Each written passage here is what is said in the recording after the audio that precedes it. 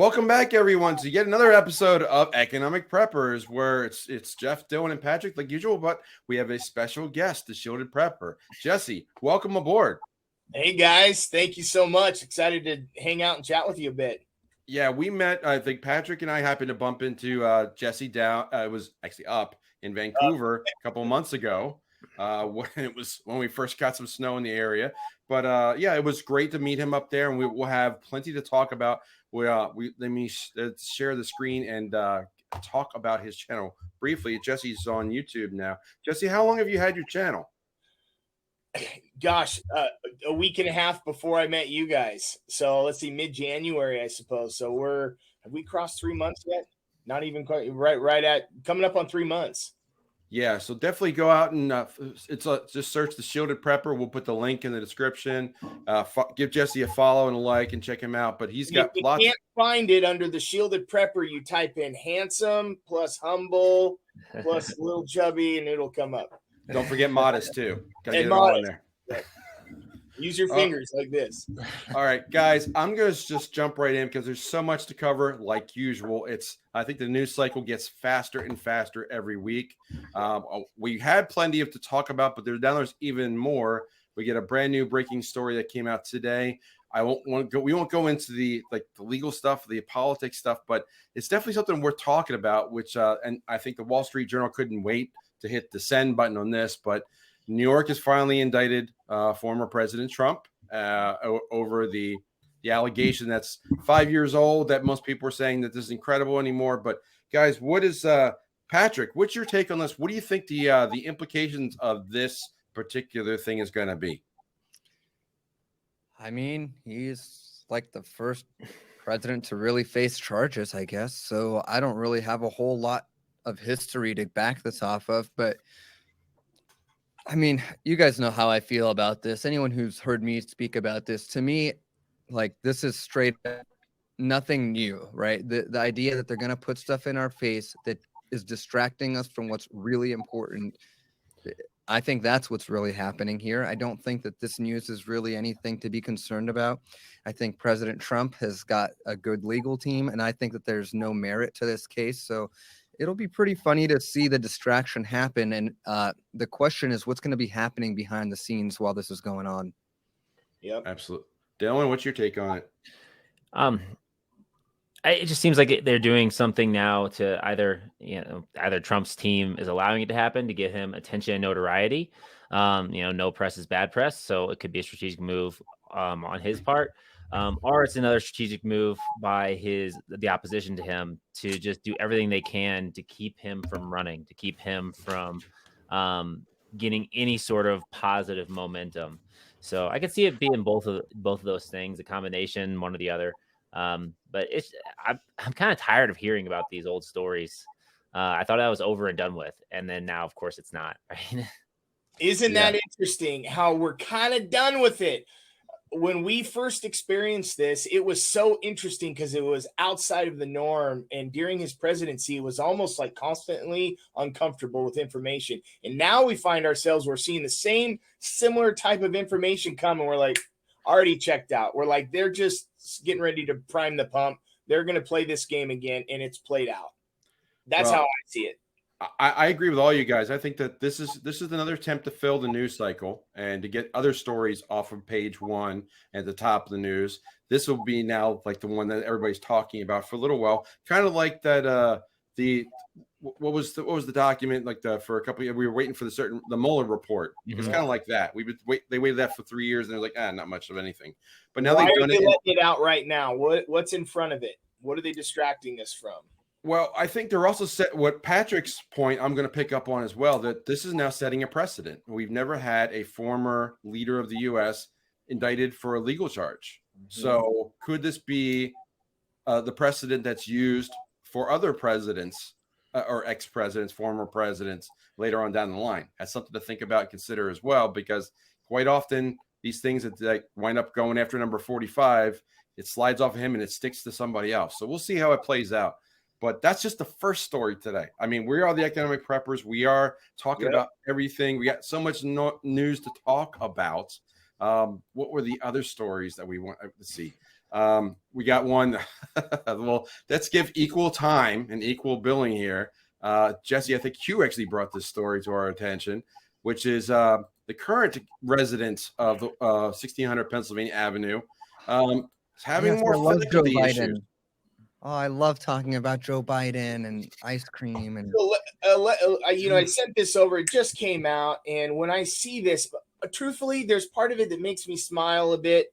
Yet there's part of it that really sucks, because if the roles were turned and that was Donald Trump in that picture, and we knew that there was something cognitively wrong with the president, even the one that we may have chose over the other, I would be really disappointed if they were running Trump like they're running Biden right now. Something's up, and every time I see this, it doesn't surprise me. It just makes him look foolish. And this is our president right now. Dylan? Yeah, I agree. It's not a good look. And, I see it as more of a symptom of a broken system. Yeah. Where there's so much momentum to put these career politicians that are, everyone knows there's corruption there, there's incompetence there. Like, these guys are ancient, to put them in the positions of power. Like, we keep seeing it. We'll talk about a couple of our stories highlighting these same type of people. And the everyday person, I think, is over it. But yet the system, the dynamics at play still are putting these people in front of us to vote for, when it really should be a new group of people. And this is what happens, right? If something's wrong with the president, that's not good for any of us. It's not good for him as a person. It's not a good look for us as a country. There's just a lot of things that is not fun about seeing this story. Dude, my son is a year and a half old. He'll be 2 years old this next month. Okay. You are talking to the president of the United States of America in the same way you would talk to my baby boy. Hey, Grayson, I want you to walk over there and stand on the blue X. Blue X. And, then he'll look and go, blue. And then he goes to stand on the blue X. I'm there. Oh, they're union workers. Can you say union workers, Grayson? Blue X, union workers. It's like, this guy is being treated like a child. Being a child is even giving it too much credit. Like, he can't even figure out how to walk on the straight concrete. He goes in the middle of the lawn. Yeah, don't ask him to go upstairs, especially towards a plane. That's not a good idea either. So, or ride a bicycle. We got plenty of. Jeff, if I could jump in and just share this Sure. with you. And when I saw this, it triggered this thought. Before we hopped on the show, we were kind of talking before we went live. And I was sharing with you how we're reading this book right here, 4 Centuries of American Education, David Barton, really great read. And there's this quote by the founding the founding president of Princeton. And he said that the philosophy of the schoolroom in one generation will be the philosophy of the government in the next. This president is a byproduct of our educational system and how our country is starting to lean. And seeing this president right now, I see our education system a generation ago. Well, that's a really interesting take, and we could go on that tangent for a while. I was watching Tucker Carlson the other night, and they had a student that had just graduated from, I think it was from George Mason or George Washington, and he just talked about what it was like to be graduate. He was graduating in 2020. I think that's when the universities were pushing things out, and he just said, like, it was just insanity of trying to get through the system from the university. And then he went on to say, like, look, these people these are going to be your future lawyers, judges, lead officials, politicians that are going to be coming out of these prestigious universities, and they all have this mentality now of just pushing things through mandates and such. It's just insanity that's going to proliferate for a generation. And I think it was might have been Reagan that said that we're 2 generations away at any given time from losing our freedom, because and that's kind of where we're at. Like, it goes back to the fourth turning and all these different books that we talk about. And I need to work on that Amazon store and get all these references up there. But I mean, there's a lot of things that like these generational effects really do matter. Like, look at what millennials are like compared to people from 40 plus. It is night and day. Jesse, I think you said it really well. Boondocks actually said it better. They said evil thrives at the indifference of good men. But what you said yesterday, or maybe the day before on your show, was something like training up your child in the way they should go.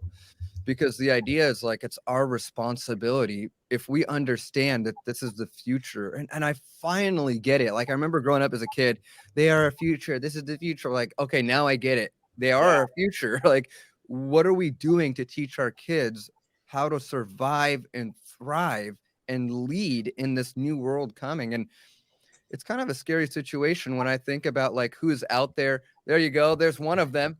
There's one of them. Come on, you could have come said hi. I'm all four for of it. them. I've been wondering, like, appearances. one of the dogs, or is it one of the kids? Okay, but wait, man, I was really excited. I would have said hi to him because we were just talking about how important they are, and then he like literally comes in. That was the spot to intro him to the world. Anyways, but you know, that's the kind of thing you think about is our world is really screwed up, and the things that they're trying to pass off as like truth when it's clearly a lie, whether it's the president of the United States and what he's actually doing in benefit of our country or what's happening globally, we see that there is untruth all around us, and it's our job to help our kids navigate like, and no, why son, your that's show not is what true. it is. Patrick, you guys are doing this right now, and I listen to the topics when I watch your shows, and why it's important to continue doing what you're doing. You're revealing these in new and interesting ways, because the more we talk about these issues, the more folks we're recruiting, and we're encouraging them and opening their eyes, because there's so many categories of being prepared, and being economically aware of what's going on kind of starts everything. Mm-hmm. It starts everything. Yeah, it all ties together. It all like follow the money. It's always ties everything together. Yep. But a couple of years ago when they separated all of us and we had all the stay at home here, that one of the reasons you could make an argument that one of the reasons that they did it was to prevent conversations like this and for us to think about, because this is exactly like guys gathering around and talking about what's going on in the world. This is how things get done. This is how this is the community part, which is a major component of everything we do, right along talking about the financials, yes, and our next generation, but the community part, just your impact in your local community, and whether you're preparing, gathering silver or gold, or stacking cash, or stacking milk or eggs or chicken or whatever, having that preparedness and knowing, like, you know, Patrick's got this and Dylan's got that and Jesse's got this. That matters. It's going to matter more and more as we progress down this road, which seems inevitable. Yeah. But let's turn the page now. Okay, no segment there. So we'll just change the segment. But I want to talk a little bit more about the economics aspect. And Jesse, I think it's known that you have a strong real estate background. I've dabbled in it before, not to your extent, I believe. But we've got a lot of stuff that's happening in the financial sector. And let me just share a couple of topics here. And then no, we don't. There's nothing going on. There's nothing going on here. Nothing to see here. Nothing to see here. We disperse. All right. So the first one, right? No banks went under this week. I think that's kind of news. We should talk about that. No banks went down this week. So I think there's a sign now. 3 days let a bank collapse. That's a good sign to have up there, kind of like the OSHA sign. 3 months tomorrow. Come back. Yeah, we'll check tomorrow. All right, so they're still putting pressure on the dollar. We're going to talk about that more in our international segment, but I wanted to talk about a couple other things. And we know that the credit crunch is out there. There's lots of stories about how people are over leveraged, but the one sector that has been the most insulated for the last year and a half or so has been real estate. But now the stories are starting to creep up with everything that's happening with the bond market and the banks. We're starting to see the peak rates can't come soon enough for real estate. And then we have this other metric where the buy rent premium is the highest since 2006. This is kind of like a lot of realtors used to talk about. I remember when the first time I bought my house and we were talking to realtors, they were saying, let's do the math of renting versus buying and comparing it and the tax benefits. But it's all out of whack, right? Right, Jesse? It's the math doesn't work anymore. Everybody's like, it makes sense to rent at this point, doesn't it? Yep. Well, or to stay put and to not sell your home if you have a home to sell. Because right now there's one, and this is not what I think or what I feel, and I am a full-time real estate agent. And just so, I'm not just this, handsome bearded guy. Like real estate has been the career that I've been highly focused on for the last decade. I've ran large teams. I've coached hundreds of real estate agents and turned them into six-figure earners. Not all of them yet. I've recruited hundreds and coached many into six-figure earners. And as I sit at open houses, I absolutely see this. Buyers that are walking in are on eggshells. They are all very aware of interest rates, very aware of it. It all is connected to debt to income ratio, and they know that homes are still high. In south of Seattle, where I live, it really hasn't shifted much. We're seeing longer days on market. Prices haven't dropped drastically. Interest rates, almost like things are just chugging along right now. And it's almost like we're in the center of this tsunami or this tornado or whatever hurricane. And it's like things are just kind of humming along. Yet I know dozens of real estate agents, and I've spoke to many of them personally, that are maxed out on credit cards. They have no reserves. And in 6 to 12 months, they are going to be a statistic. And that's heartbreaking because these aren't just a couple of real estate agents. These are tens of thousands domestically that are going to. Yeah. And a lot of them have never been around since 2008. I know you have like the 10-year history, but like if you weren't around, you weren't. But if you weren't involved in real estate, or at least know what happened with the global financial crisis in 2008 and how the real estate market just tanked and what that was like, you don't know what we could be heading into, even like much worse, which a lot of people are calling for. That's right ahead of us. And this is the peak season, right, Jesse? Like we're in March, April, like spring, summer, that's peak real estate selling season, right? Yeah, that's right. Right now at Mother's Day is kind of like this kickoff when things start to kind of Easter. Mother's Day is, it's a good time because mom likes houses and she likes eggs, or whatever. Yet at the same time, we see it. And I authentically, in my heart of hearts, I know that many of the professionals in real estate, they don't believe it. They think it's going to be okay. Real estate's never gone down historically. These rates have been around before. The market's doing what it's doing, and they poo-poo it. And I'll give them a chance. I'll talk to them. And if I cast pearls out and they step on them, it's kind of the last time. And then there's some. And that reminds me of a great scripture, Proverbs 22, verse 3, that it says that a prudent man, and prudent is prepared, disciplined, someone who's planned and purposeful, that a prudent man foreseeth danger and hides himself. And the simple pass on and are punished. What punishment looks like, destroyed, some translations, yet being prepared is about prudency. It's about being intentional and forward thinking, like you guys are, like we are. I think there's an interesting thing to bring up. I love that last statement, but on the real estate, like I'm seeing here in Vail, just the rents just skyrocketing. And the problem that's occurring is people that work in the businesses that run the town, right? Anything in the service industry can't afford to work in the town. More and more. It's getting more and more expensive.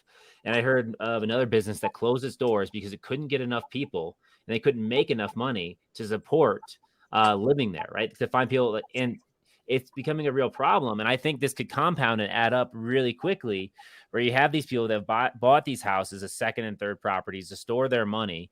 And they bought them at whatever, the higher price, maybe a lower interest rate, but a higher price. And then maybe there's some people that have bought it at a higher price and higher interest rate in the past, year or so. And now they want to use them as rental properties, but people can't afford it. And if people aren't visiting, the Airbnb model can fall apart, because I know in the area here, business is down probably 20-30% compared to last year. So the businesses aren't making as much money as they did before. That maybe last year was an anomaly up here due to the event a few years ago. But it's just interesting to see. And the problem is, if locals, people that work and run the businesses, can no longer live in the area, and those businesses start collapsing, then it becomes less appealing to tourists, people that are spending the money that are then supporting the housing market, that you could see a big collapse, or you could see a big crunch, where then all of a sudden people have to sell their houses. And how quickly could that happen? Legitimately, Dylan, you're spot on. How quickly could that happen? It could happen fast, like, because all of a sudden, like, you need the money. this house goes for sale, this house goes for sale, this one goes for sale because they're not filled with renters. People aren't there. People aren't ready. Like, and then next thing you know, like the collapse has started. And the dynamics there, I've seen it as a former real estate investor, and I've got out of that back in the day. But if one house in the community drops, say like 20%, all the houses basically drop in value because now you have a new comparable, which all the appraisers are going to do. Like instead of 500,000, they're 400,000. Now everybody just lost $100,000 of equity. And if that happens, if a second one happens, oh man, forget about it. But you could do the opposite. I've seen developers do the opposite. They do like, that's how they drive up their own value. If they're going to make 10 houses, they'll sell the first one for 300, next one for 325, the next one for 350. Now all of a sudden they're all worth 350. But now it also works in reverse. But I like to look at real estate because I know how many sectors and how many indicators it really points out. Two major drivers for real estate moving is school systems, to be in the right school system by September so that your kids get a good education. But with homeschooling and the lack of confidence in the public school system, that's going to play a factor.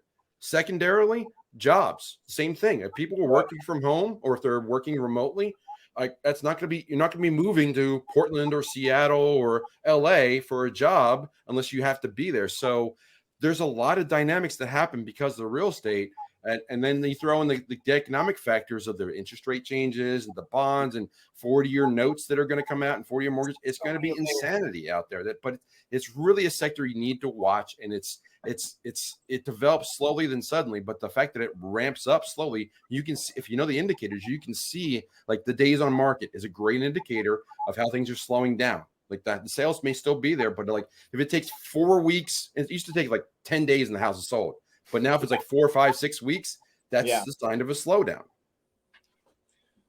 Yeah, you're absolutely right. There's so many layers to this, and there's so many factors, whether you're local, regional, domestic, international. The real estate market is shifting all over. In the United States I don't know who it was. I don't remember who it was talking about. Maybe the Ninja talking about real estate is the one big piece of fruit that it's just bowing that branch right now, and it's just waiting, and there's a pin sitting underneath that balloon, and one thing's going to set it off, whether it's in the banking sector or something, and it's going to pop, and we're going to see it unravel, and it's going to happen very quickly. And gosh, you can't forecast this stuff, yet when it happens, it's going to happen at some point, probably this year. Gall. Yeah, and I think Dylan brought up a great sector that wasn't even there in 2008, which is Airbnb. That's another factor to it.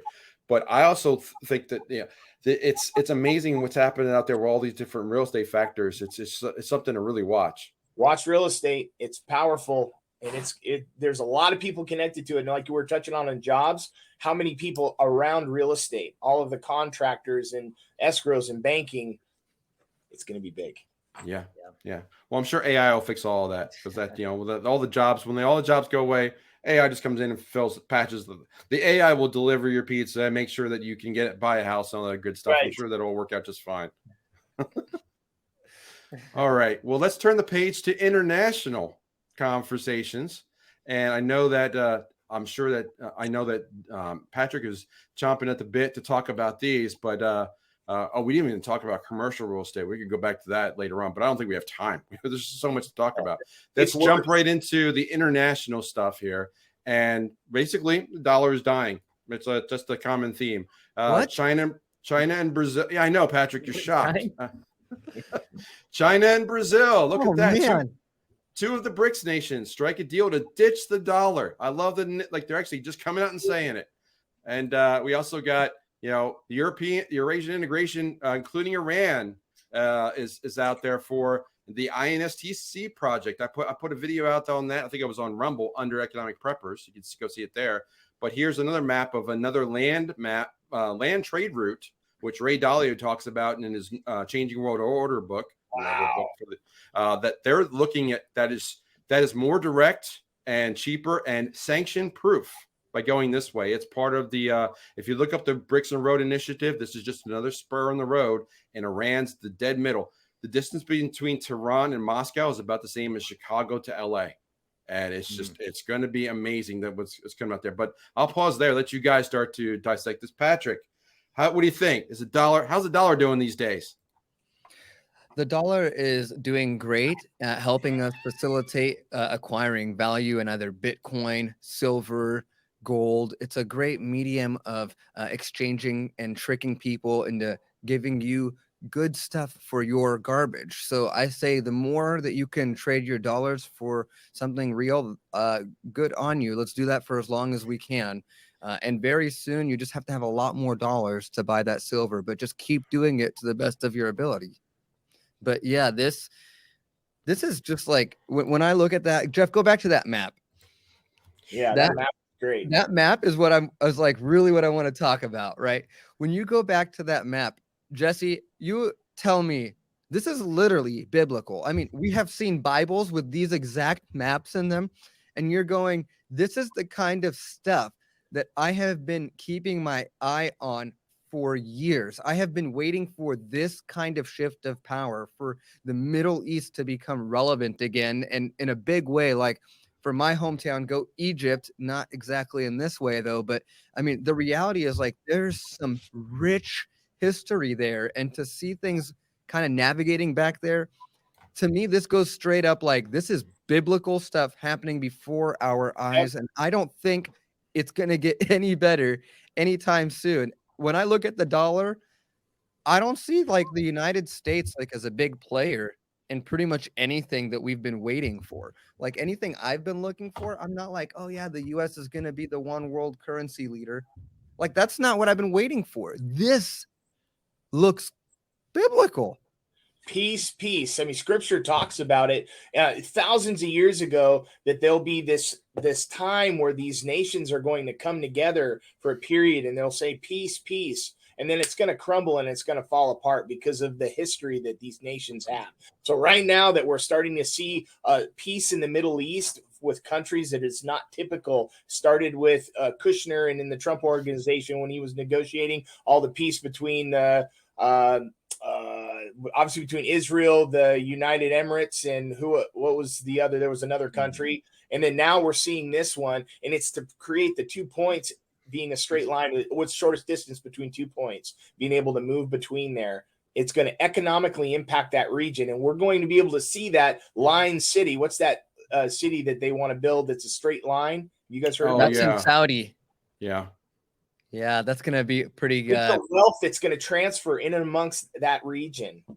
Yeah, that's a wild project. I think there are mirrored walls. I think I can't wait for. I'm sure it's not going to be hot at all with those mirrors on either side of those, and just cooking and burning whatever wildlife happens on either side. You know, the windmills blowing down in the city. Man, if that happens, I will definitely want to go visit. That's called, if you guys want to look that up, I don't have it at the ready, but it's called The Line. I'll try and pull it up while other people are talking. But The Line, it's like 100-mile city. I don't know the width of it, but maybe 10 miles. But these high rises just down the just new development in a 100-mile long city that's just between it's just a narrow strip. I'll try and find it while we're talking. Wow. I got one for you, Jeff. Look in your chat. Don't you think it's weird? I was thinking about this the other day, is like seeing some of these developments out of the Middle East, Dubai, places like that have this money. They're doing some cool stuff, like some pretty remarkable stuff on the development front, in the cities they're building, in the structures. And then you look here in America, and what cool development project have you guys seen here in the past 10, 20 years? Have you seen anything really cool other than like mass-produced apartment complexes? Great point. Like our schools, maybe our public school systems getting air filtration system upgrades. Yeah, like there's nothing cool. Like, and you look at like the ancient history and look at these ancient cities, how they're works of art, how there's monuments, there's statues, there's just amazing stuff done. And with the technology and resources we have today, all we get is like a cookie cutter apartment box that they put up in every city that all looks the exact same. Like that's a sign of decline to me, or at least in my mind. Maybe not. Maybe, I'm curious. I think that's a great topic for another time. But I think that the stagnation of technological advances, like we're still flying across the continent in the same way. We're still driving the same things virtually that we had 100 years ago. I mean, physics hasn't moved in 100 years. I mean, there's a lot of things that have just stalled. And why? And are they suppressing information? And is that why? Are they giving us bad information and teaching us like the wrong models, the wrong theories? It's because they know they shouldn't put me in a flying car. That's why. Well, yeah, that's true. Well, any car you has a potential of flying, so that you're driving. This is exactly why we must ensure we are protecting and providing for those that we love, our family and friends, that we're thinking ahead of this. Because as this continues to accelerate, as awesome it's going to be to potentially see projects come out of the ground that are way out there. They're speaking about them now. These things are probably going to start to happen more, and more reason for us to be absolutely intentional about ensuring our home is protected and insured from this. Well, we'll definitely talk about history and education and being prepared and all these different aspects later on in the show and being like preparation stuff. But we have one more story to talk about on international stage. And I think I want to lead off with you, Patrick, because I think you know this section probably more than anyone. So this is a company called Alibaba. And if you don't know, this is kind of like the somewhere between Amazon and Google in Asia. And this is that mega corporation. It is in China. This is their, like, I think it's their Amazon, if I'm not mistaken, but it's a huge entity. And now they just announced they're going to split up, kind of like Ma Bell back in the day, but they're splitting up into 6 smaller companies so they can try and do an IPO and do more things, because the CCP and the Chinese government are kind of limiting what this company can do. Patrick, help the audience understand the story a little bit better. So let's take a step back and understand the significance of Alibaba. Alibaba is a bigger version of Amazon and Google. Like it's a huge conglomerate. It is everything and everyone's kind of gate to listing pretty much anything that they're selling. Alibaba is in on it. Everything from Bitcoin miners. When I wanted to sell Ethereum miners, I went through Alibaba. And with that said, I should probably be very cautious about what I'm saying because I have an Alibaba account. So with that said, what Alibaba is doing is something that it's just fancy footwork. It's just legal, fancy footwork, so they can't have a monopoly. So they're going to split up the company into 6 different companies. But to me, it's kind of like this game of follow the money. I don't know what's going on, but Alibaba here is poised to make a move. And it's clearly because they don't want it all under one house, which makes a lot of sense. But think about Bezos and Elon owning the same exact company. But then you also have the CCP involved, which has so much information from its users and its consumers, and maybe even from foreign consumers like people who are citizens of the United States through TikTok. So Alibaba has so much information. And one of the biggest things that people don't know about Alibaba is that they have a ton of opportunities here in the US. You'll see them often in a lot of cosmetics conferences, a lot of technology conferences. So Alibaba is everywhere. When you can land a contract with Alibaba, you've scored big time. Yeah. Dylan, any comments on that story? Not too much. I think Patrick covered it pretty well. I think so too. I do want to, Jesse, any comment on that one? You know, here's what I do know is that when you get into these large retail distribution platforms, obviously this one is online. I was in the grocery side where we were pitching products, and once you land one of these big accounts like a Walmart, the system is massively impressive, and it's a wonder of the world how they work this. And when you take someone like a Walmart and then you take someone like an Alibaba, the amount of precision cogs that have to be turning all at the same time to make a company like that successful it's impressive as all heck. And all these supply chains are super connected with that. So we watch these businesses based on how they're going to be able to operate. Even in the future, I watch these things. Yeah, I think it's an interesting story because I know that like this is it kind of reminds me of the whole TikTok thing, which I'll mention briefly here as well, because that was a big story this week. But the fact that Alibaba exists in China is kind of a response back that Google and Amazon wanted to go into China, but China didn't want them to go in there because of the way that they were keeping and tracking data. So now we come full circle now, and we bring TikTok into Capitol Hill to talk about, and we get a guy named I can't even say this with a straight face, but Suzy Chu, baby, I love you. Are we really going to go the Credence or CCR path with this? But I mean, we bring in It's amazing how it's come full circle and how like these big entities, they're just spying on us and they're gathering everything, but they don't like the word spy, but we'll just send a balloon over the country. Like it's just amazing how all these things just interconnect and how they come full circle to everybody. It's amazing. But okay, go ahead, Dylan. Oh, that headline there, you pull it back up. It's see, two lawmakers questioning TikTok CEO Suzy Chu. Dylan. Chu. House panel flashed their tech credentials, challenging Chu's reassurances about the safety of the video sharing app for U.S. users. I think that's an interesting point. It sounds like they are just having discussions, negotiations back and forth on how to basically sell the data of their subjects for different sort of economic or political advantage. Like, hey, you can bring your company in here and get access to all of our users' data with the right reassurances if you follow these things. If we get that, it's really a big game of a chess that they play with us. It's the same story as Alibaba, because they were bringing up ByteDance as being the owner, the Chinese owner of TikTok, and the fact that this CEO is from Singapore, like, oh, we have arm's length, we're not Chinese, whatever. But the data is still there. It's the same thing with Alibaba, like, oh, we have one entity that has everything. No, we're really six, and we're just going to break it all up. But it's the same thing. But aren't they like tied to? Isn't there original money from Goldman Sachs? Like they got a huge amount from Goldman Sachs when they started. Oh, it all goes back to one family, but we'll get to that at the end of the show. Yeah. I don't think money cares about what country you live in. Money just cares about making more money, coalescing more power. Money, power, control. That's basically the recipe, right? But speaking of money, which the economic prepper, it's time to turn the page to crypto. Okay, so we got a couple crypto stories that come out. The first one, our favorite anti-hero, SBF. He's in the news yet again, charged with funneling $40 million this time to bribe off CCP officials. Imagine that. What? So, yeah.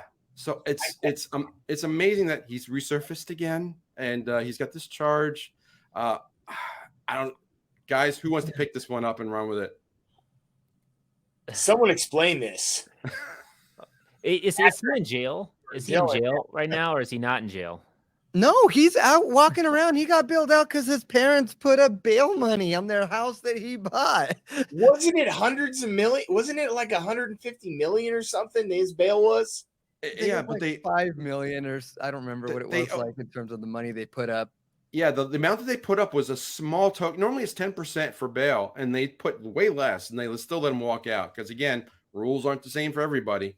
Yeah, but he's out there. And there are guys that's just like, hey, this didn't. Some people noticed it. Patrick, you noticed the SBF thing early on, and that the FTX thing didn't look right for months. You were on Twitter talking about it for months.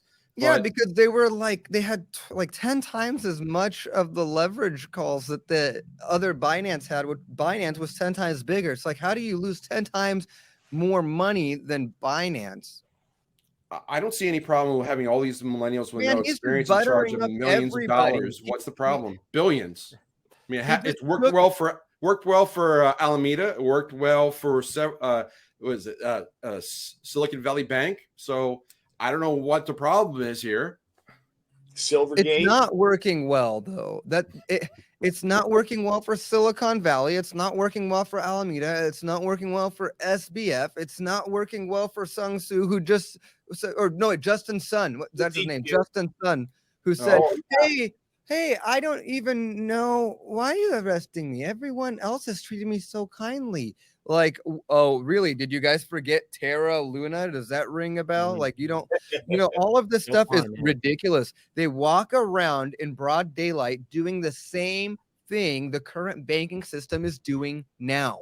SBF is doing nothing other than greasing the pockets of the regulators and the authorities who are supposed to be holding him accountable.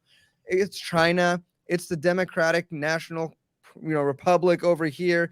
It could be anybody. We have Oregon senators and governors who take money from SBF. Everyone is getting their pocket buttered up by SBF. All of these people are just evil humans doing the same exact thing that we're seeing happen in the current banking system, which is deception, betrayal, and collusion. Yes, Robert Kiyosaki, if you're watching, I quoted you. You're welcome, because that's exactly what they're doing. Well, Dylan, I heard you mention Do Kwon, so I'll give you the last word in this story. Here's a couple of little clips. Do Kwon was back in the news as well. You want to throw that out there? Yeah, he was finally arrested. Finally, right? These guys just like were able I to didn't set know up. why. I They were wonder just able why to set you're up money arresting printing me. operations, just like and just massive, massive value extraction operations. And they're like, oh, but I didn't know. I didn't know that was the structure. And it's like, how do you not know? Like that's what you're doing. That you're literally just printing money. What a You're game. stealing from people. Anyone that you bring in to He use got caught like- with a passport that wasn't even his name, and he was like, "I don't know what you're arresting me for." Did it say McLovin? I don't know. What is that? Is that a joke that's going over my head again, Jeff? Yes, it is. I mean, it's Sorry. probably smart to deny, like, you know, don't say things, don't say things that will incriminate yourself. So it's probably better. Dude, To, like, I don't we've been know, looking you know. for this guy since Terra Luna has collapsed, and he is like tweeting saying he's not hiding, but everyone's like, "Then where are you?" Yeah. And he lands and he says, "Yeah, but everyone else has treated me really, really kindly and rolled out the red carpet for me. I don't understand why you're arresting me." I'm going to help. Before our next Patrick, I'll help out Patrick here. That was a reference to the movie Superbad, where McLovin got a fake ID. So most people remember that famous fake ID movie. It's a Seth Rogen movie, Patrick. Is put it on your movie list. But our next story is from Dylan, and he found another crypto story from one of our favorite people on Capitol Hill, Elizabeth Warren. So, Dylan, I'll let you decipher this for us a little bit. Well, this was going all in the Twitter webs about Elizabeth Warren's anti-crypto army. And so if you read down in the article, and if you've been paying attention to Elizabeth Warren over the past few years, she's definitely been one of the most vocal on speaking out against crypto and Bitcoin. She lumps them all in together, which I think is a mistake to not have nuance about that at this point in time. And anyways, but I think this stemmed from the bill that was going to ban TikTok and the implications of that bill. Yeah. So I think these are, because you mentioned it a little bit earlier about the TikTok ban or potential ban, Jeff.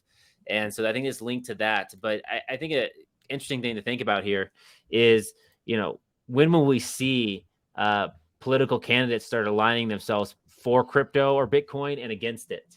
And in order to go after the single issue voters that are arising, because I know many people in the Bitcoin community are starting to become more and more single issue voters, specifically around is the candidate pro Bitcoin, and what is their stance on crypto. And I think that's going to be something playing out over the next few years, 2, 4, 6 years. So it's something to pay attention to.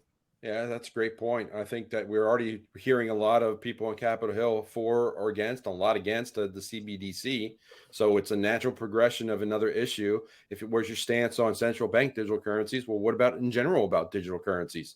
So it's a natural progression of the conversation. Well, if I could just jump in on something there, Dylan, that I think is really interesting is they always piggyback and they're sliding Bitcoin. They're paralleling it along with primary targets. And later on in the article, it says, although the primary targets of this legislation are companies like TikTok, the language of the bill could potentially be used to block or disrupt cryptocurrency transactions and, in extreme cases, block Americans' access to open source tools and protocols like Bitcoin. This is what it's going after. TikTok is just part of this. They're playing nice with it, yet they're paralleling these components to be able to potentially shut them down or rework them. And that's the part where Bitcoin really shines, is its ability to stay stealthy. Mm-hmm.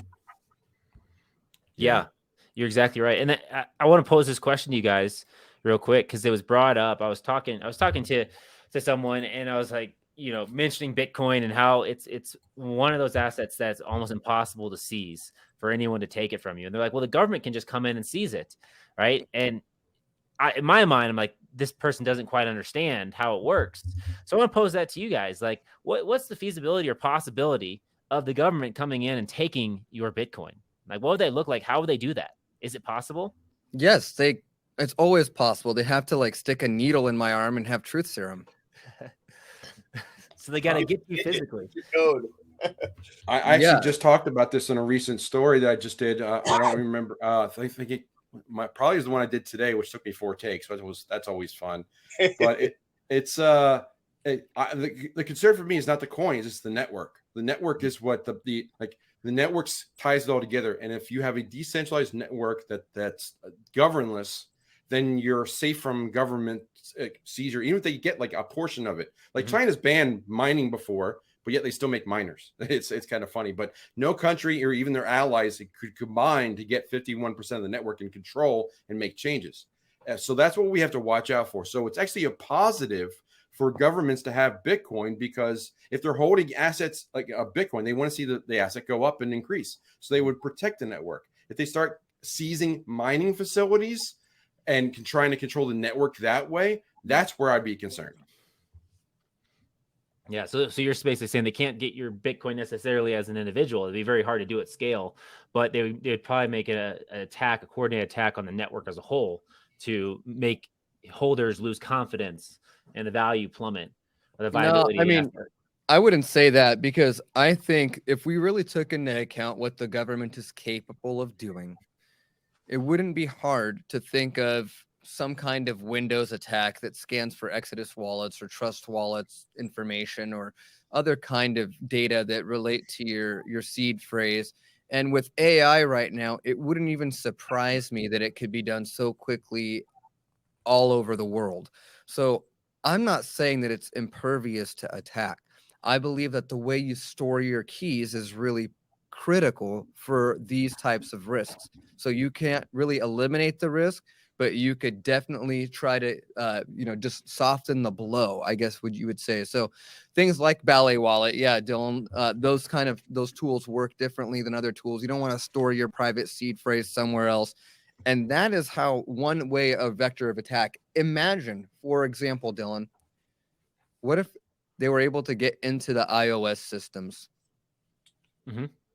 I mean, we rely on iOS being such a strong tool for us, and that they take security seriously. We believe that about Apple, but I mean, it's always not a possibility until it is. What about if something happens to Bobby Lee? The idea of a trustless wallet truly means that you have to create it yourself. And even that Ballet wallet is truly not trustless. Bobby Lee himself would tell you the same thing. You have to trust him, that he is not evil. And you have to trust him on the second fact that he's competent, that he knows how to develop the tool correctly. But the only way that you can guarantee full sovereignty of that asset is if you create the private key and you store it in a way where no one else can access it. Even your own wife couldn't get it unless they gave you truth serum. Yeah, I like to talk, when I was talking about it earlier, and it's a little early for the history part, but the analogy I drew was 1933, right? In the United States, a lot of people stored value in physical gold, and they kept it in safe deposit boxes. Well, in 1933, the economy, imagine that, was having issues, and FDR made it illegal for people to own gold. So he confiscated it all. He compensated people for it. I think the going rate was like $14 an ounce. He gave people $21. So for a moment, they were happy. But then he went to revalue all the gold, including the one he confiscated, to $35, and improved the value of the purchasing power of the dollar as a result. But the people that had it before lost out from that $21 to $35 profit. Now take that story, replace gold with the network or Bitcoin. I think that the network is probably the best analogy. Like if they went and stole all that from you, that's when they could seize it. But if they're going to start attacking and taking over the network, or like taking over facilities that are doing mining, you got to be like, what is their alternative plan? If they're attacking Bitcoin, then clearly they have some other currency in mind, probably the CBDC that they're going to promote instead. I know, but it's just not that ridiculous to think that someone could hack in, reprogram 75 facilities at one time, and take control of the hash rate. I'm not saying it's easy to do, but I'm saying, especially with AI, a coordinated attack, when you already know that you have backdoors open, I'm sure someone who is more intelligent than me could hypothesize a scenario in which it could be possible, especially if you take over a significant amount of the infrastructure from large mining facilities like all the core scientifics of the world and the Bitmain testing facility all at the same time at the same block, and it's a done deal. I mean, it's not unreasonable. The conversation's already starting right now with all the AI and chat GPT coming out. There's a lot of technology saying like, hey, let's pause for a minute before this gets too crazy here. But Can you imagine? It's like, how far away from Jarvis or the computer from Star Trek, and just say, like, look, hey Jarvis, can you just go and do a 51% attack on Bitcoin? Can we coordinate that? How far away are we from that? But Jesse, you have a Very point. far away. Very, Exactly. very, very, very far away because of cryptography and the nature of cryptography. Very far away. In my opinion, I'm just saying, I'm not ruling out the hypothetical, could Bitcoin have an issue in the future? I see a hypothetical scenario where Bitcoin is not our savior. Okay, that's all I'm saying. Yeah. Jesse? I'm going to show you this because I printed this off for the show I was doing today. I'll see if you can read it. Can anyone read this? Kind of. Yeah. Paper is poverty. It is the ghost of money and not money itself. Thomas Jefferson. So what is the CBDC? Is it money? Is No. it the ghost of physical money? It's almost even a further stretch, but this is where when and I was going someplace with this and I just lost my train of thought. Precious metals? Yeah, we were talking about precious metals. God. Man, it was good too. It comes back to me. We'll come back to that. Yeah. We'll come back. But one other point about the Apple. I mean, start to look at things. Apple, the iPhone has been around about as long as the Bitcoin. It's something it's interesting that they have about the same age. Just something to point out. I was gonna say. I think we have one more crypto story to talk about, and this was the tweet that we were sharing about Litecoin there, Patrick. Oh, yeah, that was really cool because we've talked for a while about Bitcoin being recognized clearly in the United States as a commodity, and it's not in the purview of the Securities and Exchange Commission. But then you have the CFTC that comes out and says, hey, Litecoin is also a commodity. And not only did they mention Litecoin, but they also mentioned Ether, Bitcoin Cash, and I believe Binance USD and USD Tether, if I'm not mistaken. So they came out and defined all of those and other assets as commodities. Really, really interesting story because it seems like no one can get their crap together, can they? The SEC doesn't agree with the IRS. It doesn't agree with the Fed. And it doesn't agree with the Commodities Exchange. Like, no one can agree on this cryptocurrency. And we have a ton of turbulence in the area, but it seems like right now, the narrative is pretty much set for XRP's lawsuit to finish here. They've got no expert witnesses. I believe XRP is going to slam dunk this. And then here we go having this idea that the government is now telling us we believe Litecoin and Ethereum and USDT and BUSD are commodities. So they're trying to tell us those five are safe. Jeff, let me tell you this. I'm going to make a comment and you try not to laugh. USDT is safe.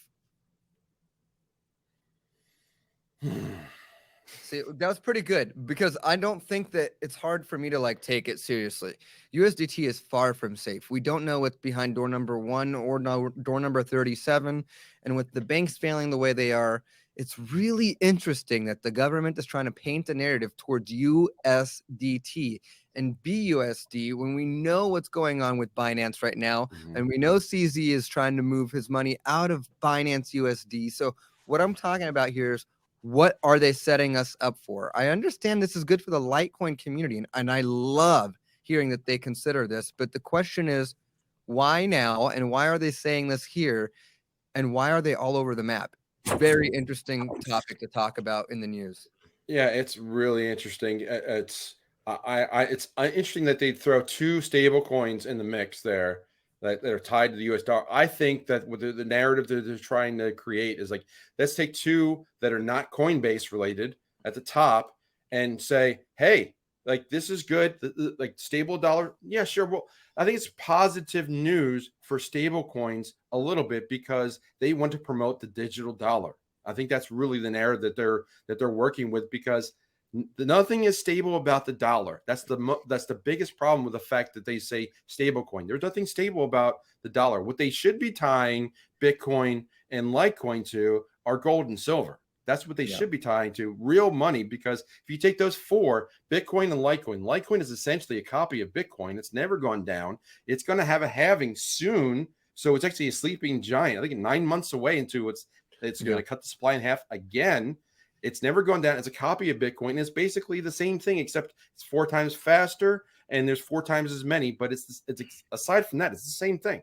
And there's no CEO. Bitcoin and Litecoin have no CEO to attack either one. Wow. Yeah, I think you mentioned something with Tether, Patrick. That is they're garbage, and I think it's a setup. Why are they rushing people to Tether? Like, stay away from it. Don't believe them. Well, that's a string that we've talked about. People have been talking about Tether, and does it really have the assets to support the tokens issued, and everyone's like, no, it doesn't. And they've been opaque with this, and that's like the one domino that people seem to believe that if they topple that, it'll crumble so much in the ecosystem, and they haven't toppled it yet. So why haven't they? And I guess the question is, when will they really try? And what would be the implications? They're trying right now by telling us that USDT is safe. Like, what the heck are you talking about? Who wants USDT? Who thinks it's a commodity? It's definitely not a commodity. No one wants it. We sit there if we have to have it.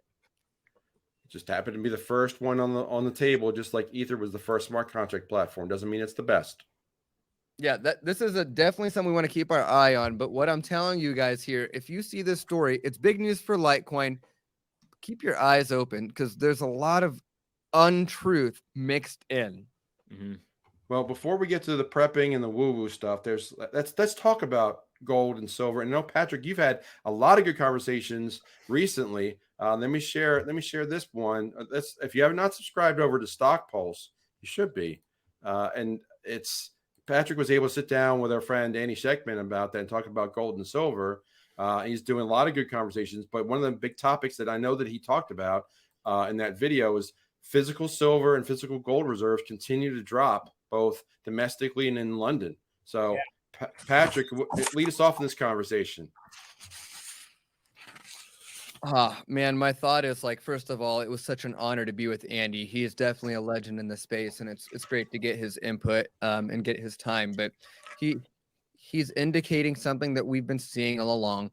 The premiums are going to continue to go up. Supply is low. That's why I'm working with Stock Pulse, trying to figure out who's actually creating supply in the North Americas of these precious minerals.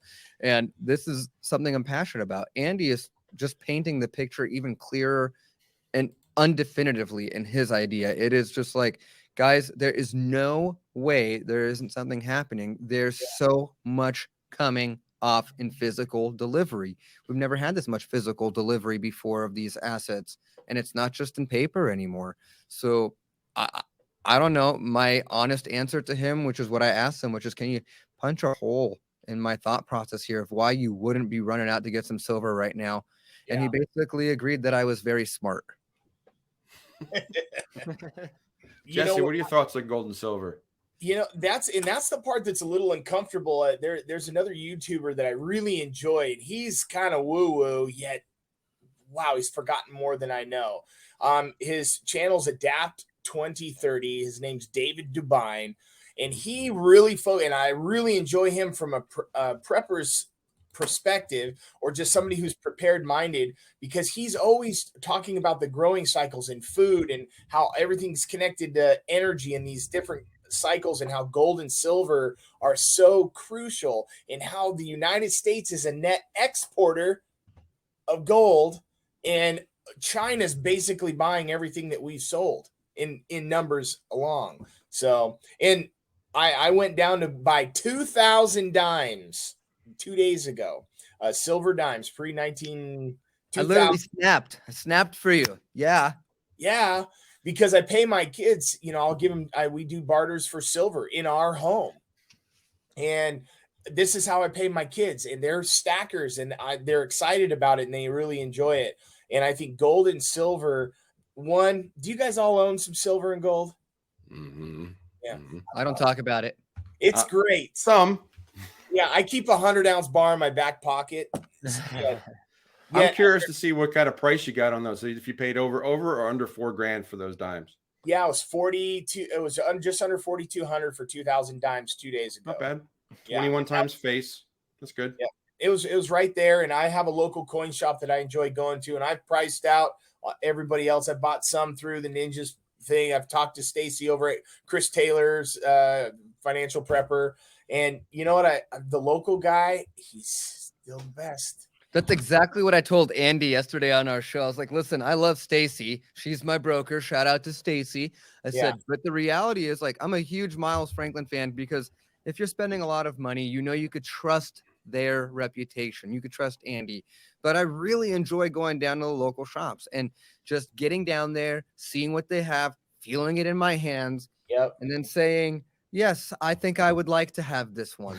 Just because it looks like a Bitcoin, I want it so badly. And then you get to take it home and put it in your safe, and it feels nice and you get great deals there. Really, it's some of the better deals you can find locally. If you know what you're looking for, you can get a good deal. I think right now locally we get dimes for $2 for a dime. Yeah, that's about what it is. And I was showing you guys before we went on this Morgan dollar that I've got here. Let's see if I can get the date on there. I don't know. It's at 1890 Morgan dollar.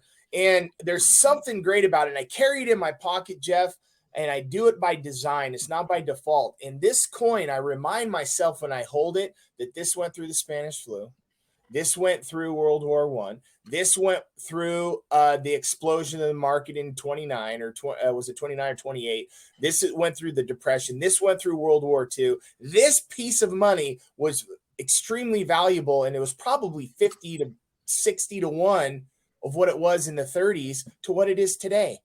Like, to have a dollar like this was a cool piece of it was cool.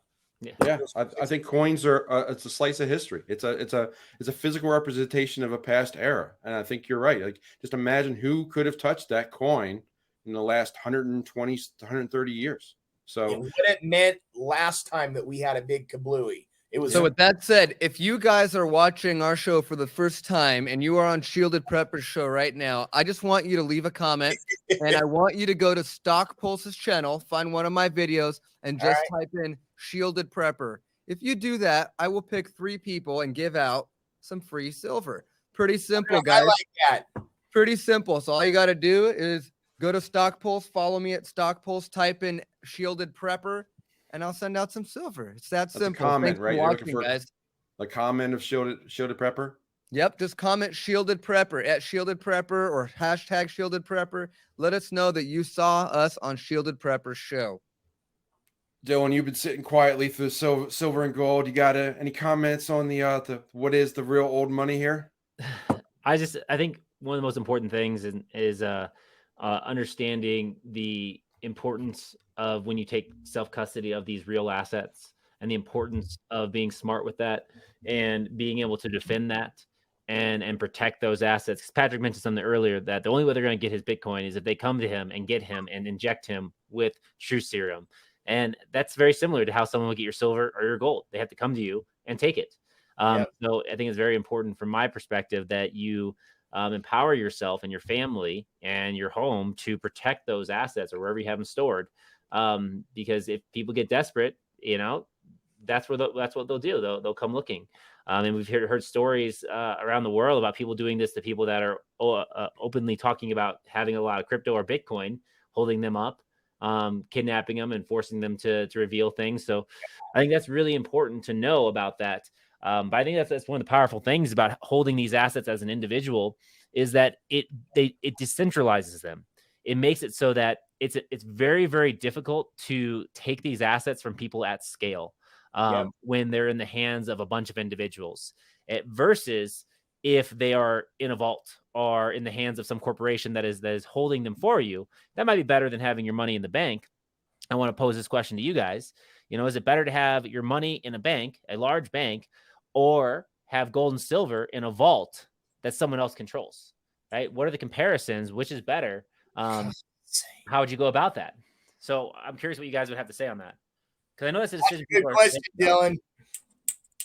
I trust banks the least. So I think that anyone involved in the gold and silver world know their reputation is everything, and they know that that's real money. That's why and they don't trust banks. So if those are my two choices, I would go with the gold and silver every time. In the vault. Yes.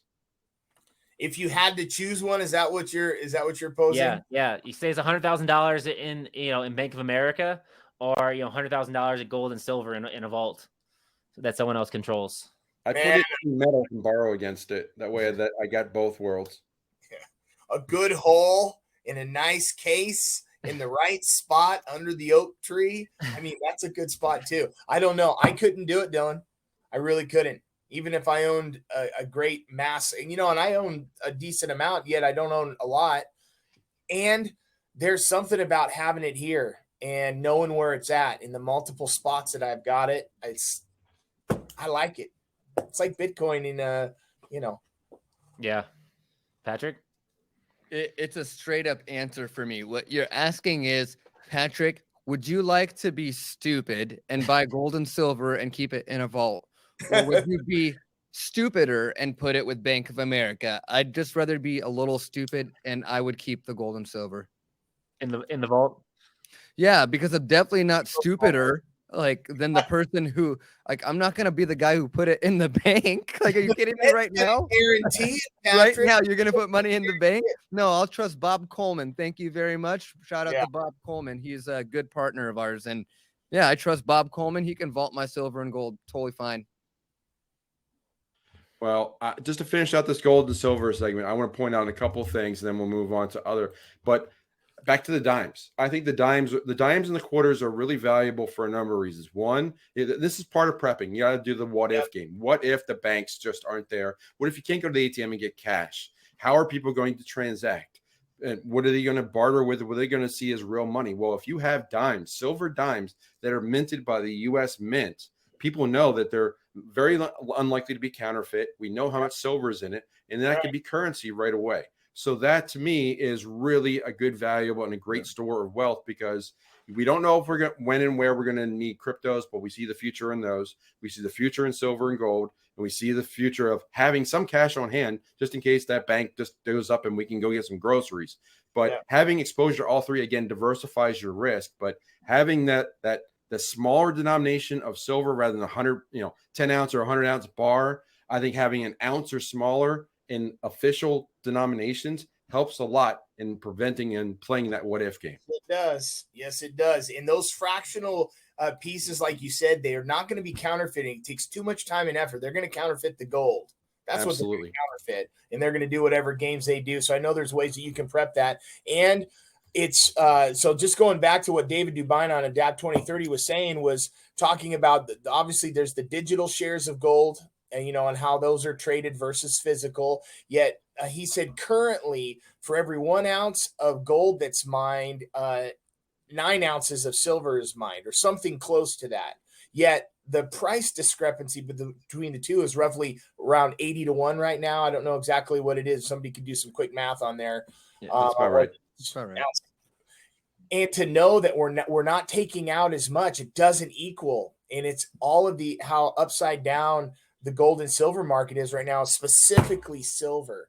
And I'm so excited for silver to have its day. It's kind of like Rudy. Yeah.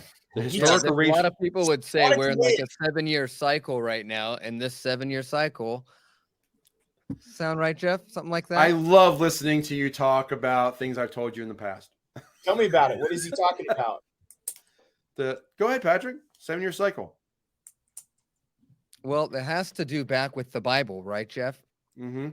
Something like that, where it has to do with the year of atonement and the way that the 7-year debt of forgiveness that happened. Yeah. And silver seems to kind of run on a 7-year cycle running up. You saw it in 2018. You saw it in 2022. These are the kind of things that Jeff's talking about. Yeah, it's a 7-year. Something like that, right, Jeff? It's a 7-year Shemitah, or Shemitah, however you pronounce. Yeah. I don't speak Yiddish. I'm sorry, but that's every 7 years. And if you go back, it's like, okay, 1971, we went off the gold standard. 1978, there was an issue. Then let's see, we had 2008. Then we had, well, you can do the math. 2015, 2022, 2001. We know what happened on September 11th. Go 7 years prior to that, we had another issue. So every 7 years, there seems to be an issue. But and every 50th year there's the year of the Jubilee. So if you line it up right, 50 years ago, starting the calendar from when we went off the gold standard, it kind of lines up to like the Jubilee could be coming. Now, could it be? Yes, but it's interesting. I know that Ninja's talked about this as well. I'm really impressed that you guys know about that. Most people don't know about the Shemitah and how all of the Jubilee works, and it's historical and it's cyclical and it's absolutely lined up with precision over the years. Yeah, Jeff's my friend. Good job, Jeff. There are so many rabbit holes around my house. It's amazing. Deep, scary rabbit holes. Take the red pill. Well, we got one or two prepper things to talk about, and then we'll get into another rabbit hole. So let's go down this first rabbit hole, talking about being prepared for yourself. And one of the things that they've been talking about recently, of all things, it's not gas stoves, but it's air conditioners. And I don't know if you've heard about that recently, but the Biden administration slaps new rules on air conditioners, and they want basically it's another standard, and it says it's going to save American families more money, but it's going to cost the producers like $82 million to implement. So this is from the Epic Times, and it's just another thing that they're putting out there. And this is I think they want to start in 2024, but the new air conditioner rules start in 2026. So it's get them now. So that's the advice there. And what was the other prep? Oh, Dylan, what is this one? You want to share this one? I think we all need a drink after this hour. Hey, let's Dylan pass them around here. 2 comments there. I always like to think back to the Confessions of an Economic Hitman when I hear about a government program or new incentive or new feature that you have to have on an old product. It basically is an incentive to spend more money or give some sort of stimulus or tax break to the companies that take the money to implement the change. So when you talk about the air conditioning stuff, I see that as one of those things, like another thing they're using to continue the printing press to justify more expenses. Yeah. So that's kind of my view when I see that. And then the next thing, I don't know if you guys agree with that or not, but then I can talk about the whiskey. Patrick, any comments on either one of those stories? I mean, I don't really have any more to add than what Dylan said, because to me, we see it happening all around us. We know that this is going to continue happening. Like I said, what Robert Kiyosaki keeps saying is deception, betrayal, collusion. I just don't think that any of us are looking around saying, oh, man, this politician really seems to have this stuff together. Like, the one thing I didn't get to say is how when Warren says that she's anti-crypto, Warren, crypto's anti-you. Like, I want her to know that. Like, we don't like you very much either. We love you very little. Yeah. Yeah, we love you very little. Yeah, I'm not going to say I hate you, but I will tell her that I love you very little. Love you the minimal amount. Dylan, I think everybody's waiting to hear more about the whiskey at this point. So pull that on up. So if you can see in my camera here, so this 10th Mountain, this is one of their little shooters. They're a local distillery, and they're real cool.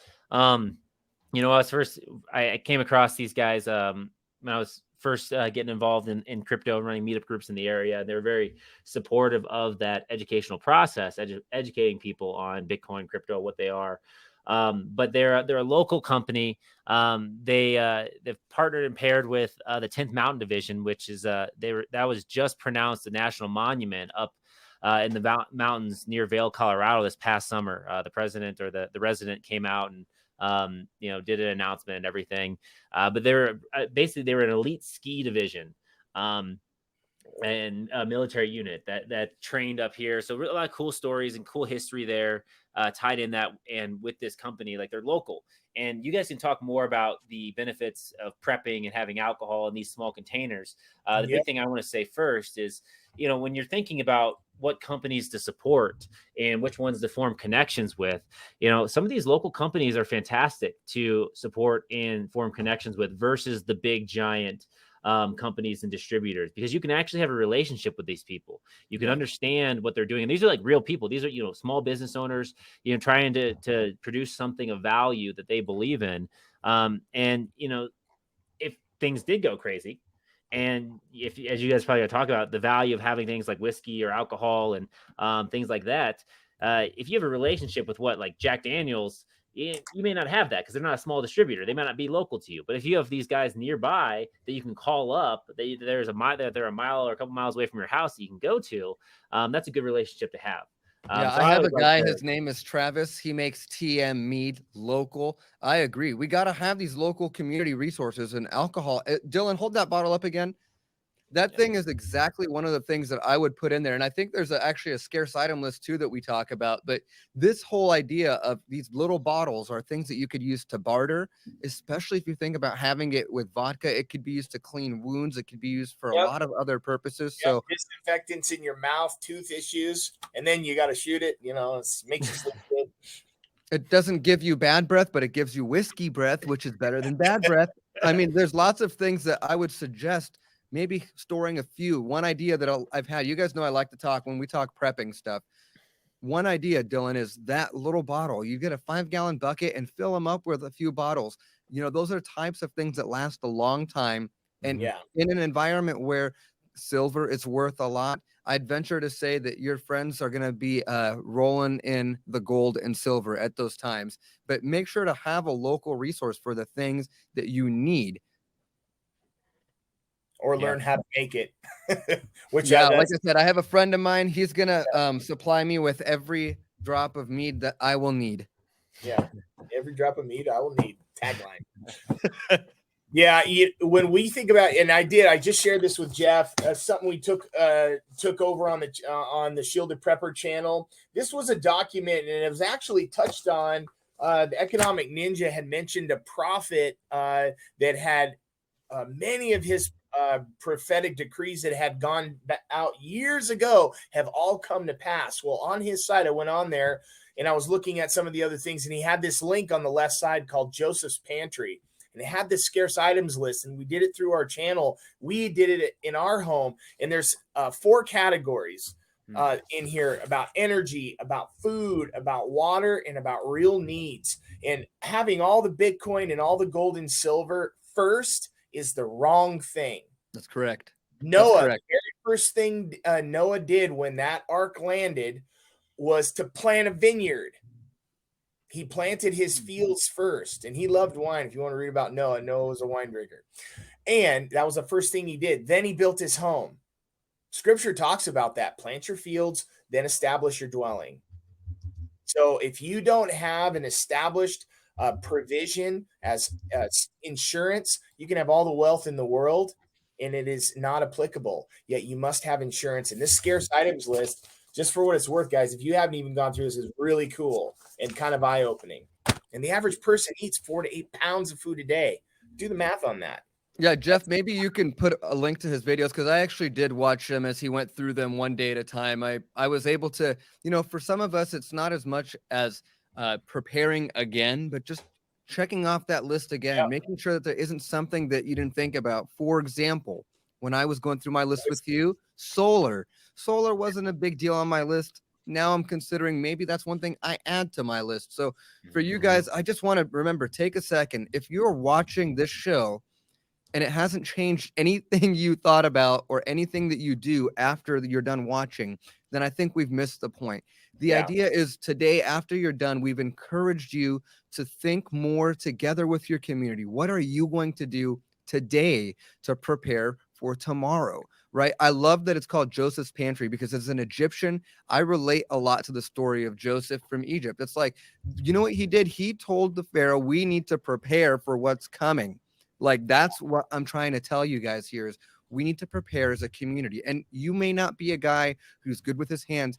God knows I'm not. I don't like doing things with my hands. I don't even know how to use a hammer on the right side to hit the nail. But what I do know is my family's going to need food. So I partner with people who are going to raise chickens and garden over here, over there. I don't have one garden. I have 17 gardens in my community that I support, that I can help with, because I know I'm not a gardener, but as a community, many hands can make light work. So think about what you're skilled at, what gifts you have, how you can bless your community members, and start working together on what does it look like. Should something need to happen and we need to prepare? Who's got the resources? Who can we lean on? Who in our community knows how to raise cattle? Who knows how to raise chicken? Who knows how to clean whatever? Like, I don't know everything, but many hands make light work.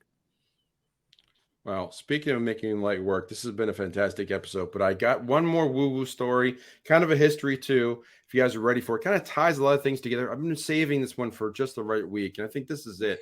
So let me go over a couple of things, because I was reading some of these stories on Zero Hedge, and I caught a particular call out when I was looking at, Iran working with the Saudis and China with deals.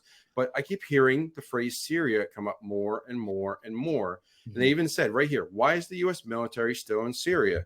Do any of you guys know or have any thoughts as to what the real reason is that the U.S. is still in Syria? Any guesses? Anything? Biblically, yeah. It's really, really relevant. It's Holy Land. It's not biblical. It's economic. So let me I don't know then. Why? Can you enlighten me? Wait. What bucket? What bucket? This is bucket one. So bucket one.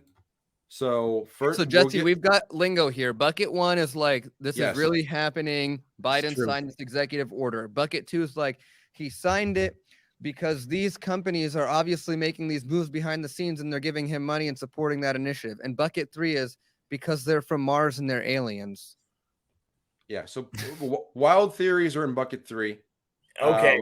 So So but this the more is bucket factual one right here. So this is bucket one. So bucket one, okay. why? And I'm sorry for the small print. It's I'm see if I can the get.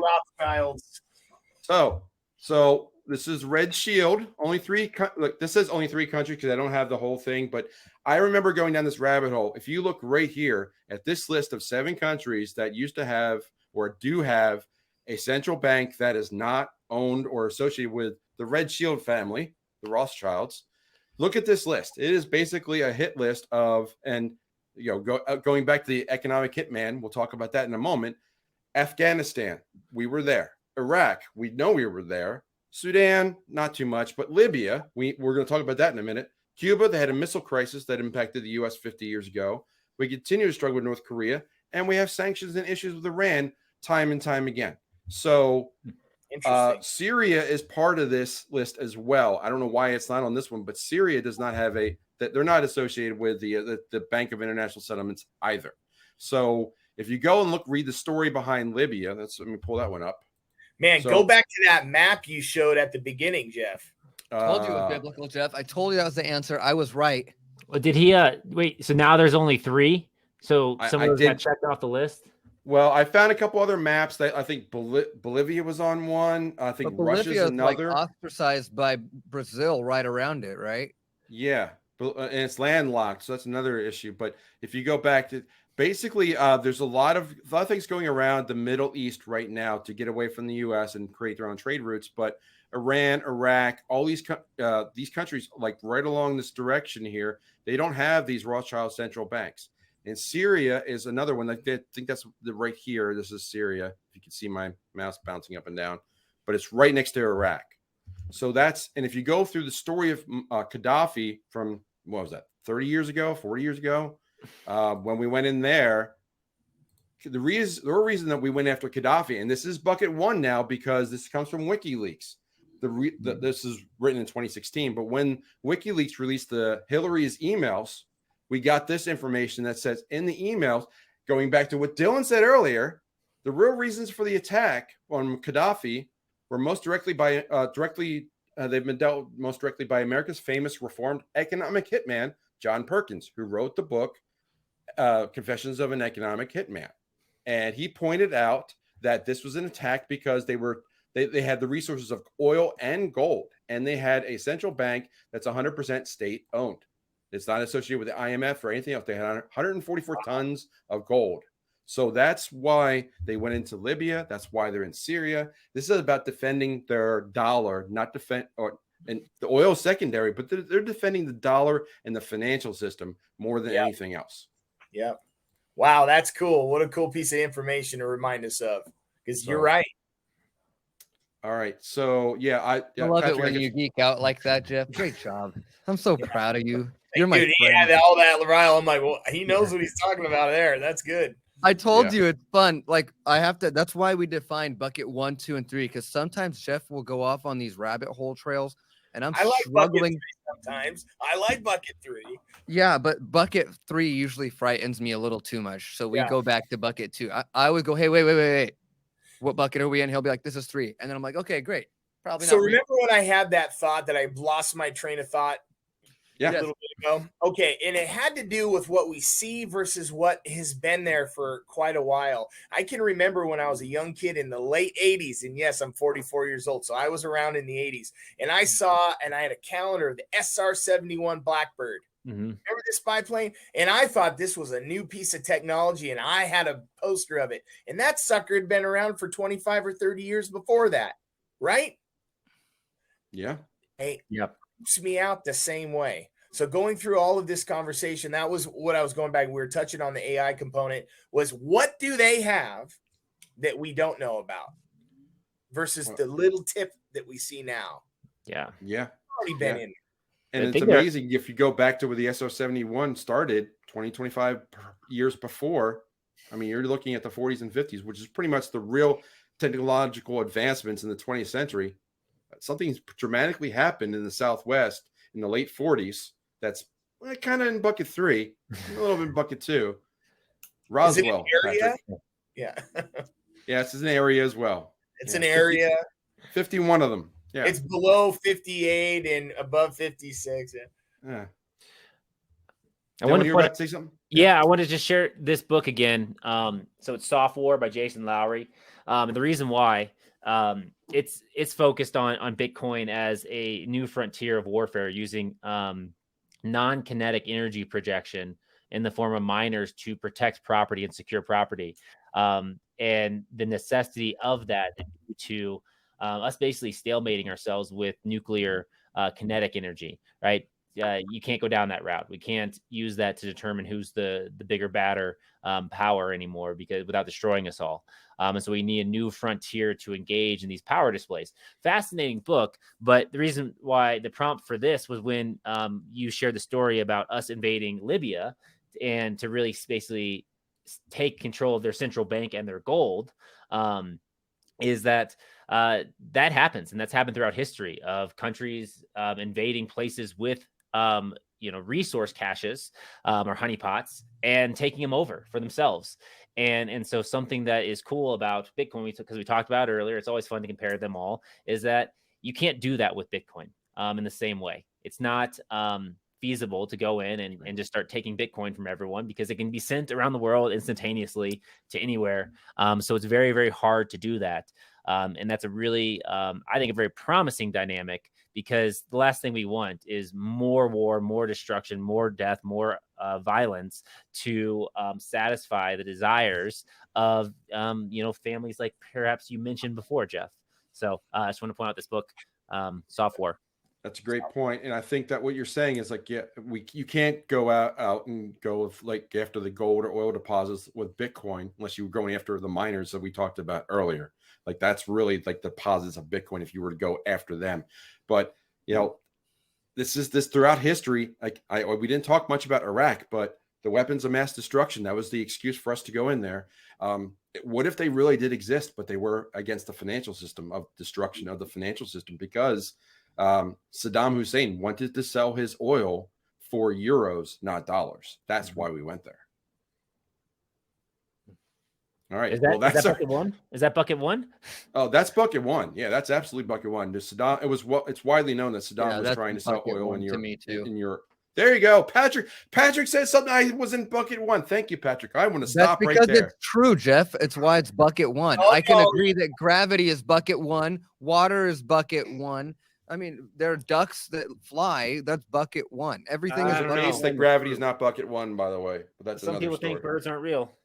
Gravity is bucket one. I'm sorry, and Jeff. What is a bucket? If we can't decide what a woman is, what's a bucket?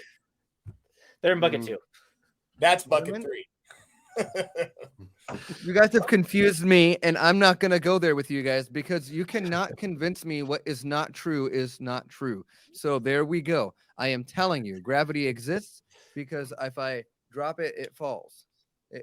Every single time it does it. Jeff? The theory of gravity may not be the complete description of what it is. That's what it is. Sure. I believe in a God who's bigger than me, and I don't get it all either. That's cool. I believe that. Yeah. I'm not ready to go down the gravity rabbit hole this conversation.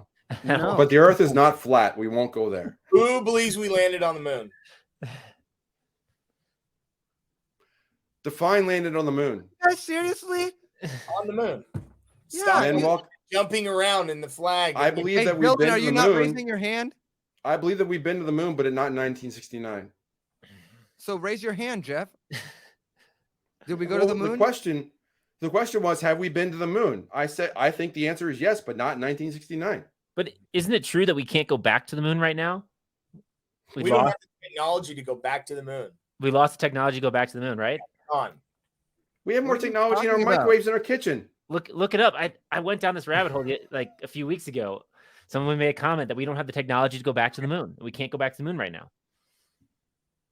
How sarcastic is that? And they say that there's more technology and more processing speed in one of those Hallmark cards that you open up that play music and that little computer chip that plays. This should be able to get me to the moon. The technology in this should be able to get me to the moon. Come on, Jeff. But, you know, It's Come when on, you Jeff, see, don't be silly. We when you can see- go to the moon. What are you guys saying? What when you see mice running around the edges of rockets in space on a Tesla experiment a couple of years ago, because there's a mouse just running around in space around the edge of the rocket in space, you start to question things. That's funny. Jesse, do you believe that we landed on the moon? You know, I've chosen to watch a lot of those documentaries, and there is a compelling argument as to how it could potentially have been staged. I'm not saying we did or didn't yet. The evidence shows it may not have happened. There So was if a space I race. now I landing owe on Tom the a moon, beer. what else Jeff, are I you owe Tom a beer if you're right. Here, I have a link. There was a This is the woo-woo section, right, Jeff? This absolutely. is the woo-woo section. Yeah, This is so exactly how I act during a woo-woo section. Yeah, pretty much. All right, so let me What show you have, Dylan? It's just What? Why can't we fly? We don't have a tall enough rocket now. That doesn't make any sense. I just saw that. 36 stories? What the heck? Today's rockets struggle to accomplish the same task. So just keep in mind, like, you know, Kennedy put the directive out there in the 60s that said we want to get to the moon by the end of the decade. Okay, we walked on the moon allegedly on July of 1969. That's kind of convenient that we beat everybody else there with 5 months to spare before the end What of are the you decade. guys saying? Is this legit? it's a You thing. know It's about probably this? bucket two. It's probably bucket two, but maybe Yeah, it's this- bucket one. But this is a technological story, right? This is just Are like we moving space landing on the bucket too? Is that really what we just said? Dylan is right. This is probably bucket one. This happened. It didn't happen, Patrick. This is normal. Well, basically, the question just made the reason why I posed the question is we were talking about moon landings and stuff, and you know we're in the woo woo section Whew. and we're having fun with it. But I heard it was on some podcast. Someone said we don't have the technology to go to the moon now. I was like, how is that possible? Like we did this in the past, and it's just one of those things that like if you don't question and think about it, you just assume that we can just do those same things but better now because you look around and you have these supercomputers in your hands and all that. But when you really look into it, at least on the surface, it seems to be that a big issue is we haven't put the funding and resources into the training and development of a program to go specifically to the moon. And because we haven't allocated those funds and personnel to solve that problem or to advance upon that, it's just like if you don't go to the gym for a few weeks or a few months, your muscles start to atrophy. And so we don't have the things and systems in place to actually launch a program to take us to the moon. I think that's a big thing that I learned. And so I think there's an important lesson there beyond just the woo. It's just like, what you don't focus on and what you don't use, it'll eventually decay over time. It just doesn't stay like perfect and improve itself always. But also there's some conspiracy to it as well. It's kind of a fun rabbit hole to dive down that kind of makes you think and question things. I like the gym analogy because if you used to be able to bench 400 pounds, but you did that 20 years ago and haven't been in the gym since, you do possess the ability to lift 400 pounds. You're just not ready to do it right now. And that's really where we're at with the space program decommissioning. Maybe. I probably wouldn't do it though. What about the pyramids in Egypt, Patrick? I mean, we should have the technology today to be able to do that, right? Joe Rogan said that if you placed 10 of those blocks every day, it would take you 600 years to build one of the Great Pyramids or the Great Pyramid. I just love to listen to the stories of how they tell you that they really did it, which is like they made these blocks 300 miles away and rolled them on logs over here and then built it. I'm like, okay, sure that it happened. Okay. So when I was growing up, where? In California, I went to an Egyptian church, and I believed that the way that the pyramids were built was because before Moses took our slave labor out of Egypt, we had slaves that built them. And all the cartoons that I saw depicting the story of Egypt and Moses led me to believe that the slaves were building the pyramids. So until last year, and I did math, I really believed that slaves built the pyramids. And then I did math. I've been to the pyramids. I'm telling you, I remember as I'm going through the pyramids, I remember walking up this certain part of one of the pyramids and felt like something was weird, man. Like it didn't feel right. And I noticed it too, because the person in front of me also stopped and like had this like weird pause. And as soon as I got there, I kind of felt this weird pause too. And I didn't think anything of it. Now, we don't have time for this. I mean, we don't have time for it. I just don't believe that. I don't believe pyramids are man-made. There, I said it. I said it. I believe it. I don't have a whole lot of evidence, but I tell you this right now. If aliens come to me, my belief is in God and Glocks. I am shooting them in Jesus' name. Pow, pow. Done. Every time. Gun and Glocks. God and Glocks. I don't want to see aliens, Terminators, zombies, Fauci, Biden, nobody. I don't want to see none of you. Just stay away. Bucket 3 is now full. Yes. Well, guys, this has been a fantastic show. I want to get a final thoughts, and then I want to share one or two things before we go, because this has been long, but I think it's worth noting. We will be sharing some of the links. I couldn't pull up the link on Joseph's Pantry right now, but I will include that in the show notes and the description as well. But let me share this real quick. I know that, this is Jesse. I want to make sure that he gets a final word before we go. Jesse, it's been fantastic. You're always welcome back. What are your final thoughts? Please go to YouTube, find The Shielded Prepper, subscribe to him. It's great videos, prepping, just generalities, really good information out there. Jesse, final thoughts for today. Yeah. So here's what I know. This is not what I think or what I feel. There are 1,000 other channels that talk about 3 ways to prepare oatmeal and 12 ways to can vegetables. And there's some amazing technical resources out there.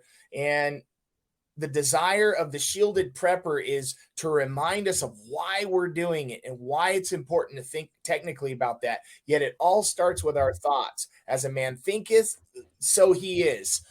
We know that thoughts are the way that our emotions are produced, and our emotions are the only thing connected between us and actions. It's the results that come from the action. So thoughts produce emotions, emotions produce actions, and actions produce a result. It's the same cycle. So if we're having good thoughts and we're establishing these good thoughts and we're putting together plans to ensure we have food and water and we can cook food and we can produce energy, that we can protect ourselves, these are most fundamental. And then after we do that, we pay off debt. After we do that, we acquire precious metals and we hedge our wealth in other areas. And we must ensure we are preparing for our family right now with those simple things: food insurance, water, cooking. These insurance policies are very expensive. They take a lot of time and effort, and we must start moving now, because what's the great saying that says, I'd rather be 10 years early than a day late. You're going to feel really stupid if you've been hearing these things and knowing these things and haven't moved. So I'm encouraging people on the channel to move with fear. In Hebrews 11, verse 7, it says, Noah, being warned by God of things unseen, moved with fear and prepared an ark for the saving of his family. That's what happened. And they said in the end times, it'll be as if in the days of Noah, that there'll be things will be waxing worse and worse. And we're seeing our world become worse and more toxic. So I intend on talking to people's hearts and to change the way that they're thinking about why to be prepared, not just 10 ways to do this and 5 ways to do this and this. So we must start with our thoughts, and our thoughts are going to flow through all the way to our actions, and those actions are going to produce a result. So we're starting with the top, which is up here. Excellent, Jesse. Dylan, what are your final thoughts for today? Man, I'm still hung up on the pyramids. But I think the big thing is just to reiterate that it is important that you think about when you do self-custody things, that you are smart and strategic and you have them safe and secured and protected, and to be prepared for the scenario. If the worst happens, what are you going to do? Yeah. So. Awesome. Patrick? I mean, I'm just glad I don't owe reparations anymore, because clearly they didn't build the pyramids. So I'm good there. But no, I mean, guys, you guys know why I'm here. You guys know why we're here every day. We got to get ready for what's coming. If you guys feel it in your hearts, you're seeing it. No one is saying, yeah, guys, tomorrow things are going to be better. Let's just wait until tomorrow, until this happens. It looks really promising. Like, we're just not hearing a lot of that good stuff. So we got to take a moment and think about like what we can do today to be ready. Like, just one simple thing you could do on your way home. Just do it, right? Make a plan, get it done. Yeah, and I'll close out with a couple of things. First off, I think conversations like this, I've really enjoyed this conversation. I love this show where we just get together and talk like guys, and we just talk about things.